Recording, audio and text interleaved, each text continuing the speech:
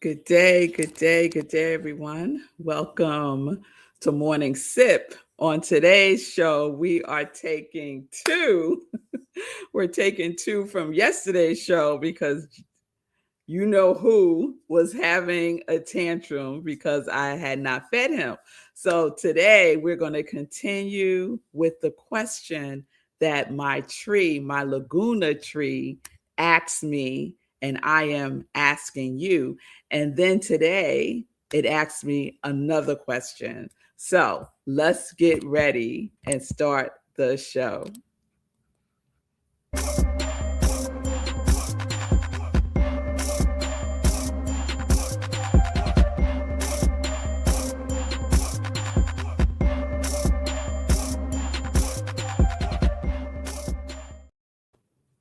Good day, good day. Welcome to Morning Sip. SIP stands for Spirit in Practice, where we practice because practice makes progress. Yes, it does. Yes, it does. So, welcome to today's show. Just taking a nice deep breath. You see, my co host is here, and you notice, do you notice how quiet he is? And I'm not going to say his name, but let's just say Morning Sip with Jay. Morning Sip with Jay. So, as you know, if you watched yesterday's show, I made an amateur mistake with a dog. This is an amateur mistake. They have a rigorous routine. I mean, a rigorous routine.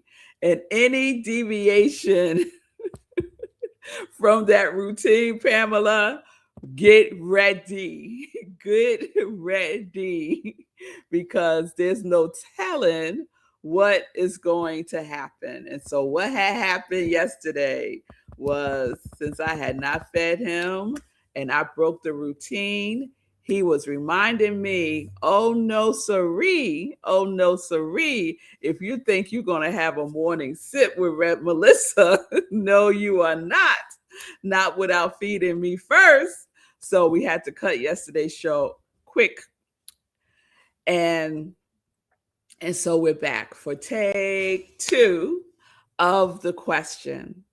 And so I shared yesterday that I found my tree here in Laguna Beach. So, yes, we are still live from Laguna Beach, California. And I found my tree. Here she is. Her name is Laguna. Isn't she beautiful? And one of the reasons why I love her so much is because her branches are so low to the ground. And there's so many of them going in all kinds of different directions. And each branch at the end is full. It's really full. It's a full tree. And the branches are so low that I can sit on them. I could even lean back into her branches, and it feels like I'm being cradled by Mother Nature. And it is just so divine. It is so divine. So there's Laguna. Say, hey, Laguna. She is right in the canyons behind the house, and she is magnificent. So I am so happy that I found my Laguna tree, my Laguna Beach tree, and her name is Laguna. And so yesterday I was sharing that Laguna asked me a question, and this was the question: which direction will you go now? Which direction will you go now? Because being here in Laguna Beach, I've been here, this is the second week, and it is a slice of paradise, I have to say. I'm looking out and I see the Pacific Ocean. And if I was in the back of the house, I would see the top of the canyons. And it's just beautiful, all the different animals and all the different birds that I'm seeing, all the bunnies that I see running around early in the morning, the snails that I see early in the morning trying to cross the path, some making it and some not. And so when the tree asked me, which direction will you go now? I said, wow, I really have to sit with this. And so part of what I did yesterday for my inspirational reading, my inspirational writing, my inspirational journaling was ask that question, which direction will you go now? And so, and I just sat with it. And sometimes the answer comes like that. And sometimes the answer just needs to marinate. And what happened instead is I woke up this morning with this question in my mind. And the question, what ways will you grow now? What ways will you grow now? I said, okay, well, let's write down that question. And I invite you to write down that question as well. What ways will you grow now? So we have two questions. Which direction will you go now? And what ways will you grow now? I'm not going to tell y'all what Jay is doing right now. Okay, he's sat down. So I didn't get a response yet from either one of those questions. So when that happens, sometimes when we are inquiring, going within, the answers are within us. I love the Tao Te Ching when it says, within is where the treasure is. The treasure is within us. And there are so many things around us that can spark that inquiry. And for me, it has been being here in Laguna Beach, being with Laguna, my new tree, being with this wonderful creature, dog, who is now, I think, eating his food. Yes, I fed him a little bit, and now he's over there eating it. Yay! Because you think you have to hair feed him. I digress. So when that happens, when the answers do not appear immediately, the response is to be patient with yourself. Be patient with yourself and trust that the answers shall come. And where are they coming from? They're coming from within you. And we have this whole universe to support us in that. So we pay attention. We pay attention with what is going on within us and what is going on without us, all around us. So has anything come up for you when I asked the question yesterday? Which direction will you go now? Did anything come up for you? Please let me know. You can write it in the comments if you want to, or just write it down. Whatever comes up for you, it's important to write it down because we think that we're going to remember, and oftentimes we do not. We do not remember. So, which direction will you go now? And what ways will you grow now? And let us just be curious about it. I love contemplative questions, right? Those questions that we get to sit with and sit in and just be with it. Trusting that the answers are coming within us. Okay. trusting that the answers are coming within us. So, what else do I want to share? So, tomorrow I'll be traveling back home.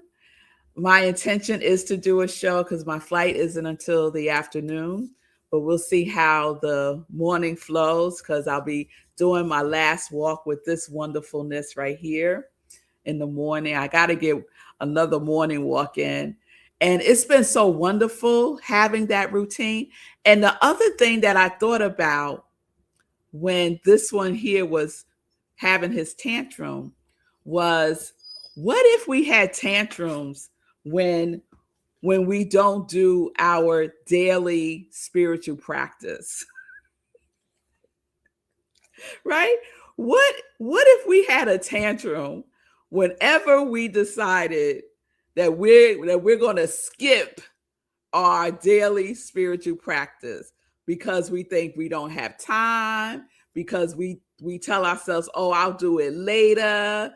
We tell ourselves, oh, on my lunch break, I'll do my spiritual practice, right?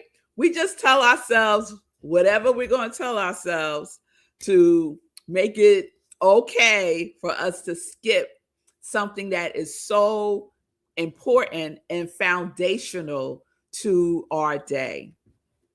What if we just had a tantrum? What if that part within you was like, oh, no, no, no, no, no. You have to feed me. You have to feed my soul, feed my spirit with my spiritual practice. And so what I would suggest is when you find yourself in that situation and you start to talk to yourself, telling yourself, y'all know who this is, Melody, who tells me all kinds of foolishness, right? When you start to believe that you don't have time to take the time to connect, to ground yourself, to set the tone for your day, to be with the presence that is always present. When you start to believe, I don't have time for that, do one thing. Just do one thing. So you all know the components of my daily morning spiritual practice.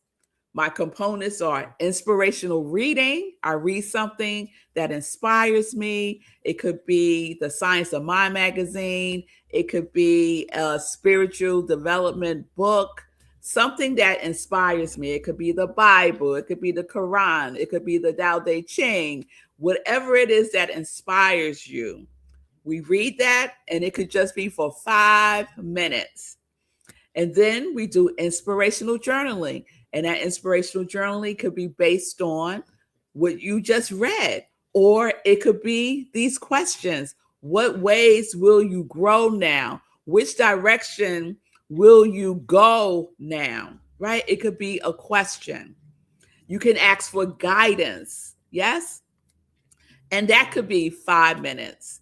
And then we do our prayer or our thanksgiving or our gratitude and meditation. And so the meditation that I do is transcendental meditation, which is 20 minutes twice a day.